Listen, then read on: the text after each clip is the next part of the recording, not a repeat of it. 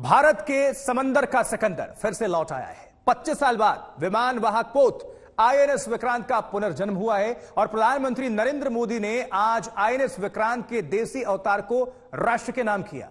13 साल में बनकर तैयार हुआ यह नया आईएनएस विक्रांत प्रधानमंत्री ने विराट, विशेष और विहंगम इसे करार दिया है।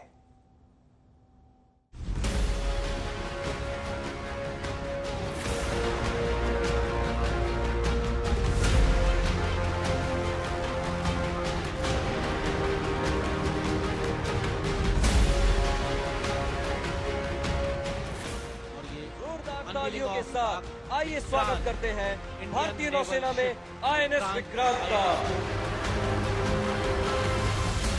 ये है हिंदुस्तान की शान।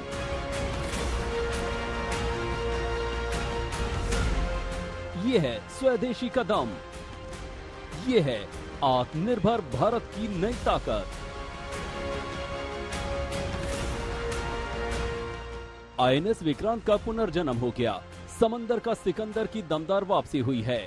ये पहले से शानदार है, जानदार है। 10 मंजिला 14 डेक वाला, 62 मीटर चौड़ा, 262 मीटर लंबा, 59 मीटर ऊंचा, 45,000 टन वजन वाला इस विशालकाय एयरक्राफ्ट कैरियर में वो सब आधुनिक सुविधाएं हैं जिस पर दुनिया रस्क कर सकती है। भारत अब दुनिया में उन चुनिंदा देशों में शामिल हो गया है जो एयरक्राफ्ट कैरियर डिजाइन भी कर सकता है और बना भी सकता है। नया आईएनएस विक्रांत तैरता शहर है। समंदर में भारत का किला है। चलता फिरता एयरबेस है।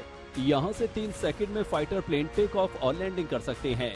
आगे का हिस्सा उठा होता है जिससे टेक ऑफ करते वक्त फाइटर्स प्लेन को ऊंचाई मिल जाती है।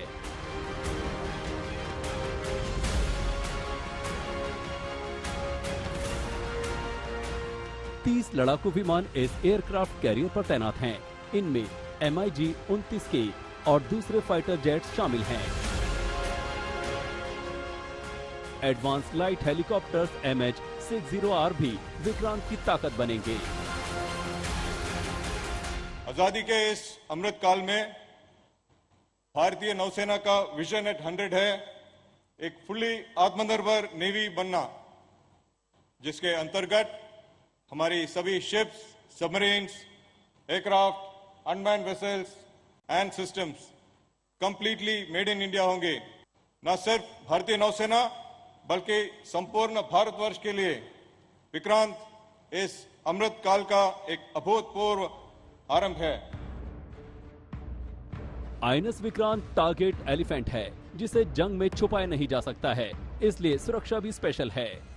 आईएनएस विक्रांत पर 32 medium range surface to surface missile तैनात है।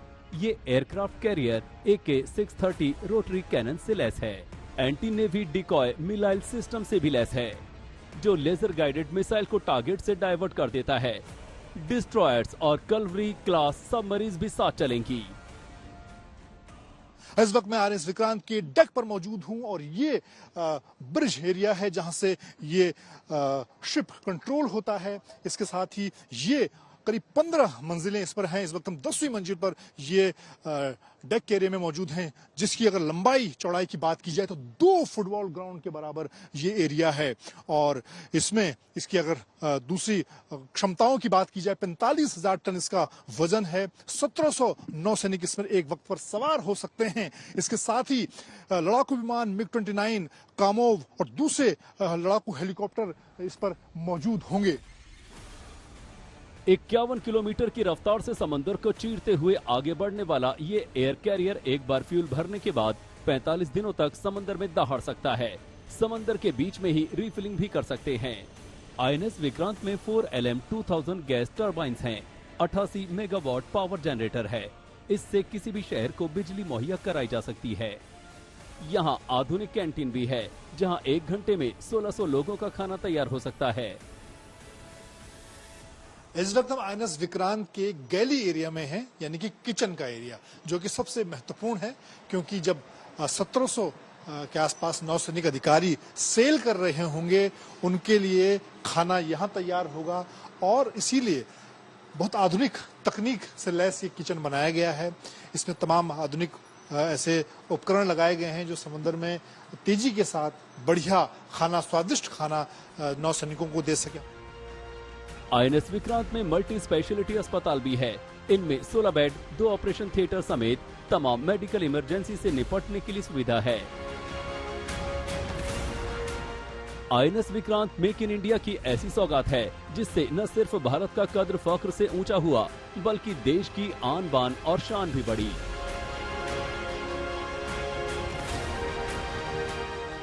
अभिषेक भल्ला के साथ मंजीत नेगी, कोच्चि, आज तक।